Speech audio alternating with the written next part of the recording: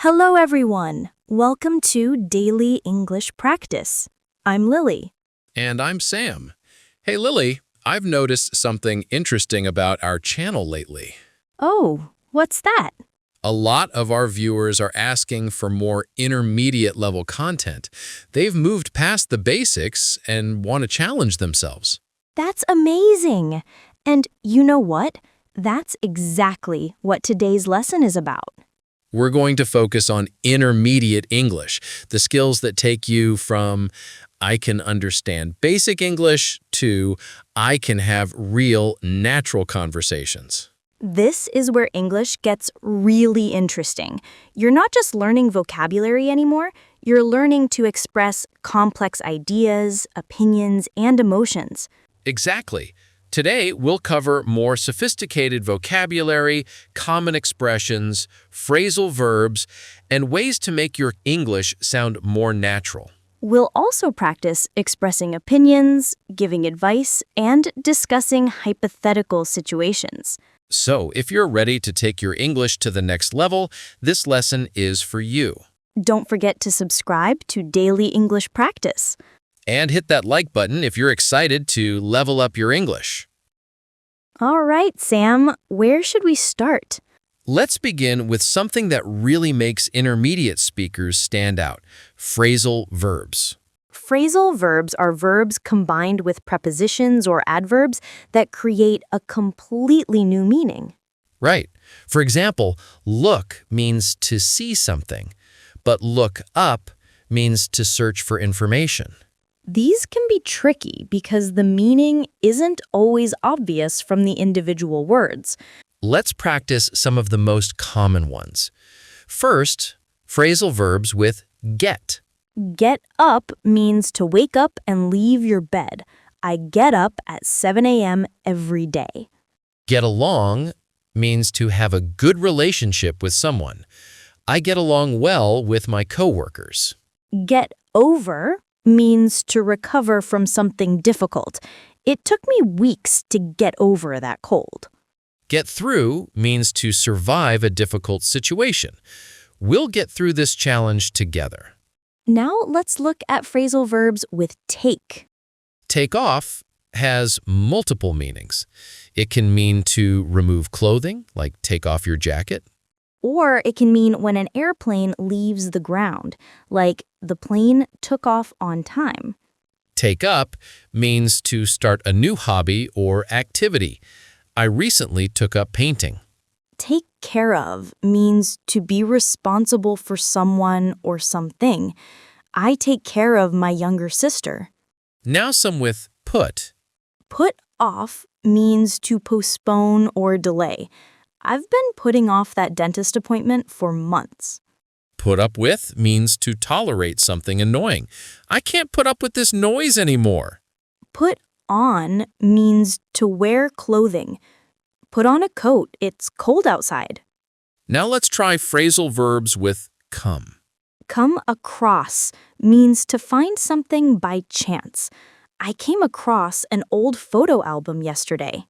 Come up with means to create or think of an idea. She came up with a brilliant solution. Come down with means to become sick. I think I'm coming down with a cold. And finally, some with run. Run into means to meet someone unexpectedly. I ran into my old teacher at the mall. Run out of means to have no more of something. We've run out of coffee. Can you buy some? See how these phrasal verbs make your English sound much more natural? Native speakers use them all the time, so mastering them is essential for intermediate learners. Section 2. Expressing opinions. At the intermediate level, you need to express opinions clearly and politely. Right. It's not just about saying, I think, anymore. There are many ways to share your views. Let's start with strong opinions. When you feel certain about something. I strongly believe that. I strongly believe that education should be free. I'm convinced that exercise improves mental health. In my opinion, remote work is here to stay. From my perspective, social media has both positive and negative effects. Now, what if you're not completely sure? You can express tentative opinions. I tend to think that learning languages gets easier with practice. It seems to me that people are becoming more health conscious. I would say that traveling broadens your perspective. You can also acknowledge different viewpoints. While I understand that some people think, I personally believe that For example, while I understand that some people think online learning is less effective, I personally believe it offers great flexibility. You can also use phrases to disagree politely. I see your point, but I think there's another way to look at it. I respect your opinion, however, I have a different perspective. That's an interesting view, though I would argue that shows that you're listening, but have a different opinion. Let's practice. Sam, what's your opinion on working from home? Well, I strongly believe that working from home has revolutionized the workplace. While I understand that some people miss the office environment, I personally think the flexibility outweighs the drawbacks. From my perspective, employees are more productive when they can work in a comfortable environment. What about you, Lily? I see your point, Sam, but I would argue that it depends on the person. I tend to think that some people thrive with structure and social interaction that an office provides. It seems to me that a hybrid model might be the best solution, combining the benefits of both. that's a great discussion. See how we expressed different opinions respectfully. Exactly. This is how intermediate speakers engage in meaningful conversations. Section 3, Giving Advice and Suggestions. Another important intermediate skill is giving advice naturally. Beginners might just say, "You should do this," but at intermediate level, we have many more options. Let's start with strong advice. When you really think someone should do something. You really ought to see a doctor about that cough. I'd strongly recommend that you apply for that job. If I were you, I'd apologize as soon as possible. You'd better leave now or you'll miss your train. Now, some softer suggestions when you want to be less direct. You might want to consider taking a break from work. Have you thought about learning a new skill? Why don't you try talking to him about it? It might be a good idea to save some money each month. You can also make suggestions for groups. How about we go for dinner tonight? What if we postponed the meeting until next week? We could take a different route to avoid traffic.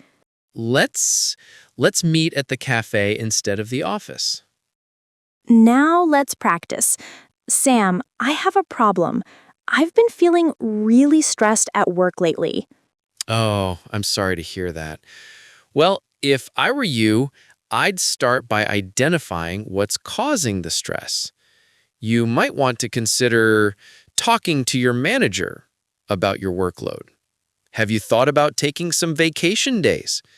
It might be a good idea to disconnect completely for a few days. Also, why don't you try some stress relief activities like yoga or meditation? That's really helpful advice. Thank you, Sam. You gave me several options to consider. See how I used different phrases to offer various suggestions? That's much more natural than just saying you should repeatedly. Exactly. Variety makes your English sound more sophisticated. Section 4, Hypothetical Situations. Intermediate learners need to master talking about hypothetical situations, things that aren't real or haven't happened yet. This is where conditional sentences come in. Let's review the most important ones. First, the second conditional. This is for imaginary or unlikely situations in the present or future. The structure is if plus past simple, would plus base verb. For example, if I won the lottery, I would travel around the world. If I had more time, I would learn another language. If I were taller, I would play basketball. Notice we say if I were, not if I was in formal English. Now, the third conditional. This is for imaginary situations in the past, things that didn't happen. The structure is if plus past perfect, would have plus past participle.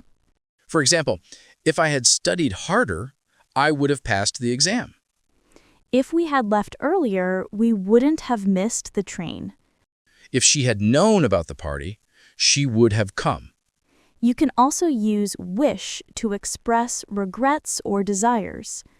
For present or future wishes, I wish I had more free time. For past regrets, I wish I had traveled more when I was younger. I wish I could speak 5 languages. Let's practice.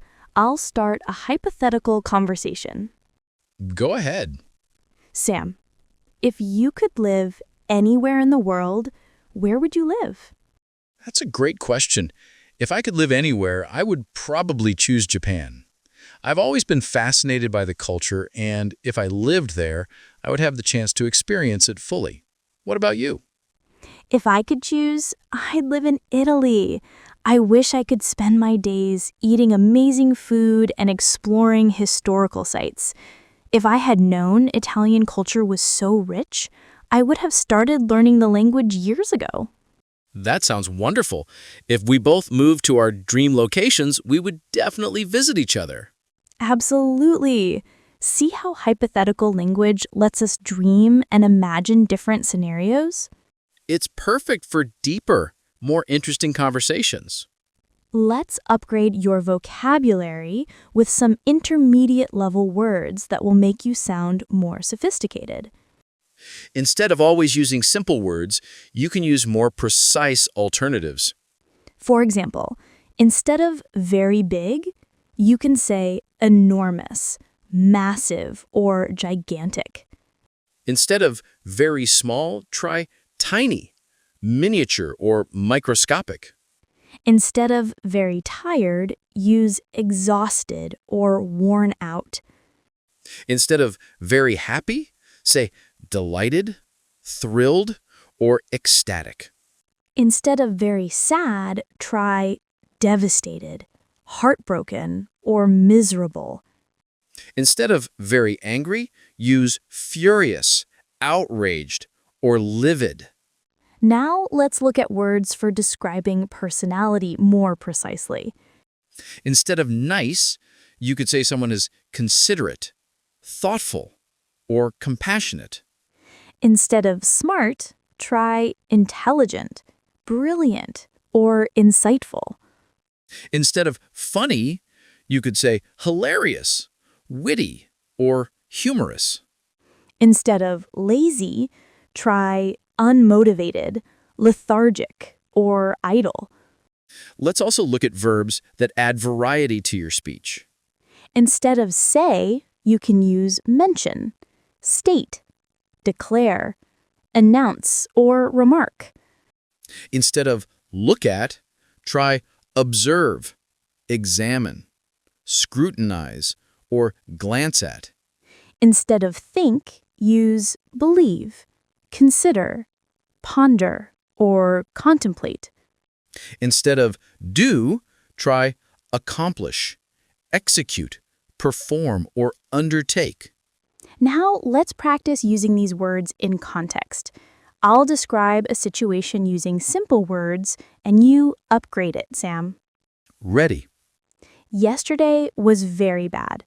I was very tired and very sad because my presentation went very badly. Let me upgrade that. Yesterday was awful. I was exhausted and devastated because my presentation went terribly. Much better. Now let me try one. He's a very good worker who's very smart and very funny. How about he's an exceptional employee who's highly intelligent and incredibly witty? Perfect. See how much more sophisticated that sounds? Using varied vocabulary shows you're not just a beginner anymore.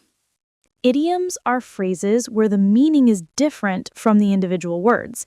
They're everywhere in English. Native speakers use them constantly, so learning common idioms is essential for intermediate learners. Let's start with idioms about time. In the nick of time means just before it's too late. We arrived at the airport in the nick of time. Kill time means to do something while waiting. I killed time by reading a magazine. Once in a blue moon means very rarely. I only see my cousin once in a blue moon. Now some idioms about money. Cost an arm and a leg means very expensive. That designer bag costs an arm and a leg.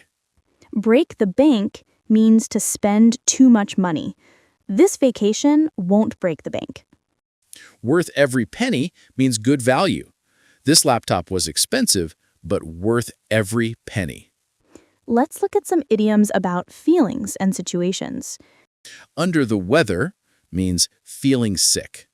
I'm a bit under the weather today. On cloud 9 means extremely happy. She was on cloud 9 after getting the job. Piece of cake means very easy. The exam was a piece of cake. Hit the nail on the head means exactly right.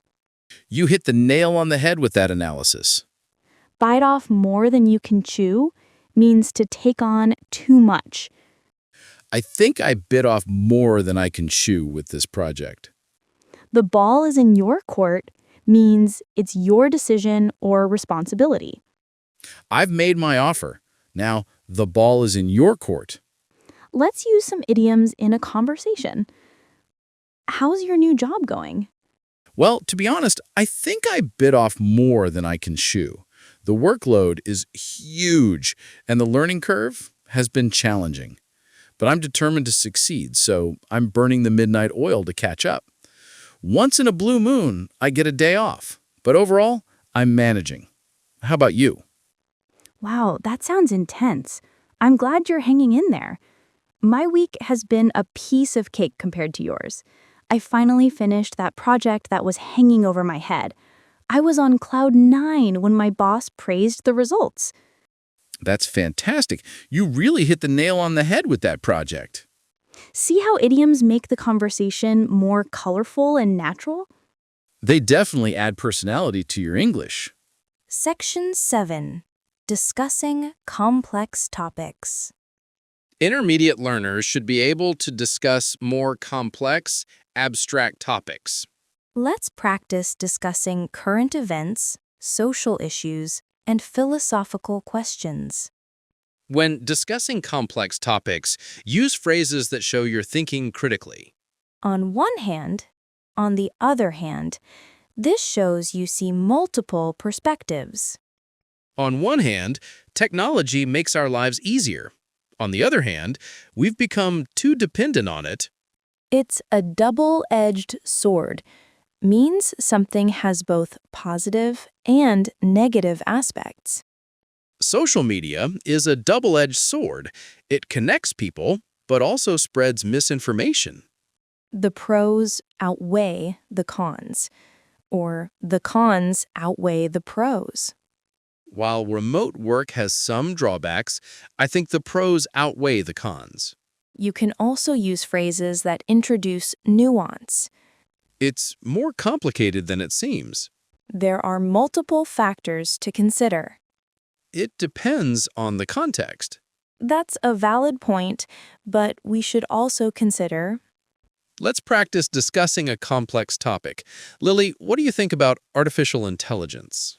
That's such a fascinating and complex question. On one hand, AI has incredible potential to solve problems in healthcare, education, and science.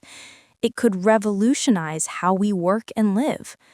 On the other hand, there are serious concerns about job displacement and ethical issues. I tend to think it's a double-edged sword. We need to embrace the benefits while carefully managing the risks.